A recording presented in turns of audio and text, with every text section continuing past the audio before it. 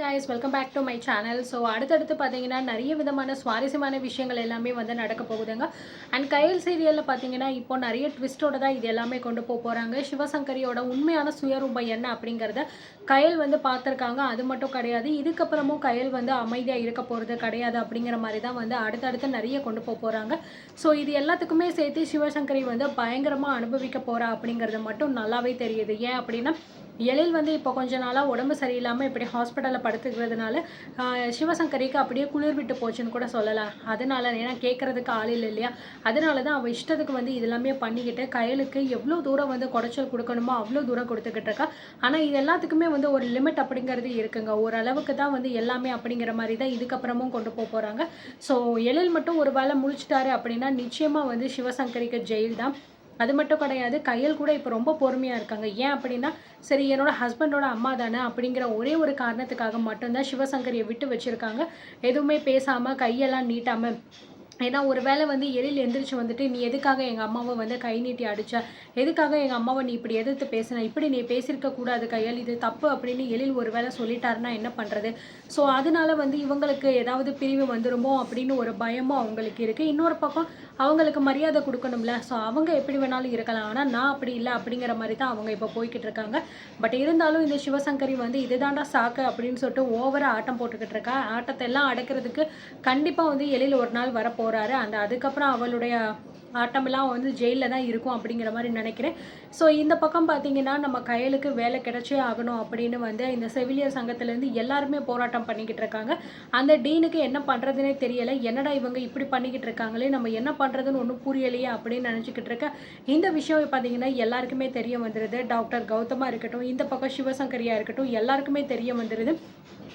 So தெரிஞ்சதுக்கப்புறம் பார்த்தீங்கன்னா இந்த சிவசங்கரி சும்மா இருக்க மாட்டா, கண்டிப்பாக ஏதாவது ஒன்று பண்ணுவா அப்படிங்கிற மாதிரி நினச்சோம். பட் ஆனால் வந்து அவள் யோசிக்கிற பார்த்தீங்கன்னா பிளான் பயங்கரமாக வந்து போட்டுறா. ஸோ தீபிகா வந்து பார்த்தீங்கன்னா கூடவே இருந்துட்டு இந்த சிவசங்கரியை ஏற்றி விட்டுக்கிட்டு இருக்கா.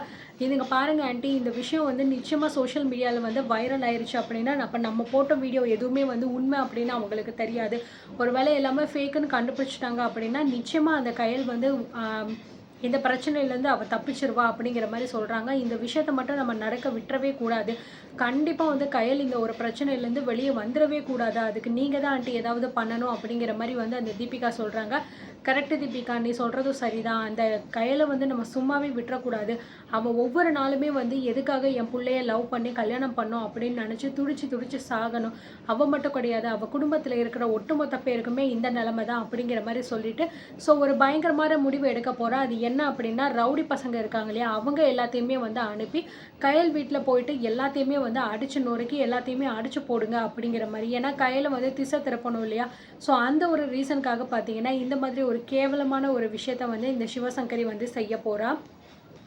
இப்போ நான் பண்ண போகிற இந்த ஒரு விஷயத்தினால அந்த கயல் வந்து பார்த்தீங்கன்னா இந்த ஜென்மத்தில் வந்து எப்பயுமே அவளால் இந்த பிரச்சனையிலேருந்து வெளியில் வரவே முடியாது. அந்த அளவுக்கு தான் நம்ம வந்து பண்ணணும் அப்படின்னு நினச்சி ஸோ தனக்கு தெரிஞ்ச ரவுடி பசங்க நிறைய பேர் இருக்காங்க இல்லையா, அவங்க எல்லாருக்குமே வந்து ஃபோன் பண்ணி இந்த மாதிரி இந்த வீட்டுக்கு போய் எல்லாரையுமே வந்து அடித்து எல்லாத்தையுமே வந்து உடச்சி போடுங்க அப்படிங்கிற மாதிரி வந்து சொல்லிடுறாங்க.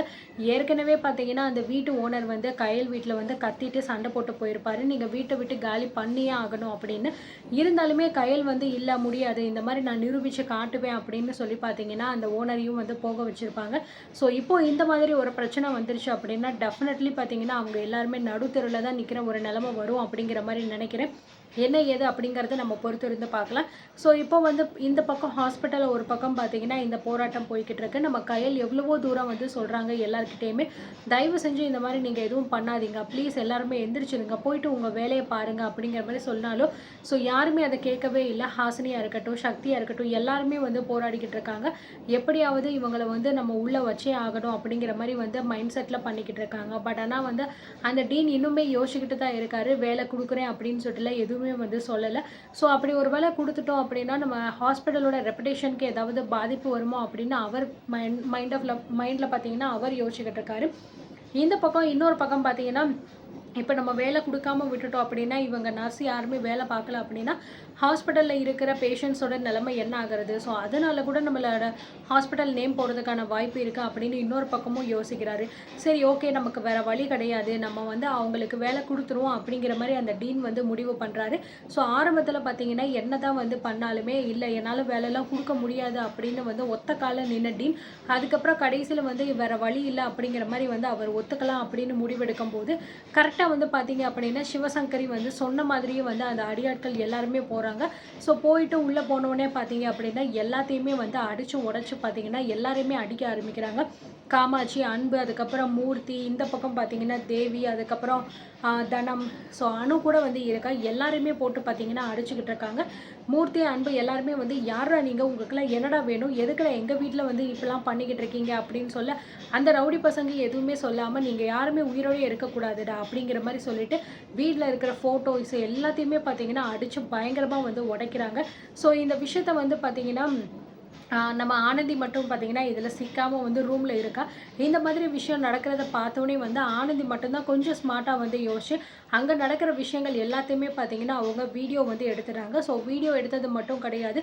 இந்த விஷயத்த உடனே பார்த்தீங்கன்னா, நம்ம கயலுக்கு தெரியப்படுத்தணும். இல்லன்னா பெரிய பிரச்சனை ஆயிரும் அப்படின்னு நினச்சிட்டு, நம்ம ஆனந்தி வந்து கயலுக்கு ஃபோன் பண்றாங்க.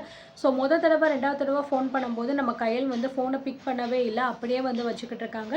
என்னடா இது, அக்கா ஃபோன் எடுக்க மாட்றாங்களே, இங்க என்னென்னமோ பிரச்சனை போய்க்கிட்டு இருக்கே அப்படின்னு சொல்லிட்டு மறுபடியும் பார்த்தீங்கன்னா, நம்ம ஆனந்தி ஃபோன் பண்ணும்போது, ஸோ அதுக்கப்புறம் கயல் வந்து எடுத்துடுறாங்க. அக்கா அக்கா அப்படின்னு சொல்லும்போது, என்ன ஆனந்தி, என்ன ஆச்சு? எதுக்காக நீ இவ்வளோ தடவை ஃபோன் பண்ணிக்கிட்டு இருக்க அப்படின்னு சொல்லும்போது, ஐயோ அக்கா, எங்கள் வீட்டில் பெரிய பிரச்சனை போய்கிட்டு இருக்குக்கா, எனக்கு என்ன பண்ணுறதுனே தெரியலக்கா, நீ எங்கே இருந்தாலும் சீக்கிரமாக வந்துடுங்க அப்படிங்கிற மாதிரி சொல்கிறாங்க.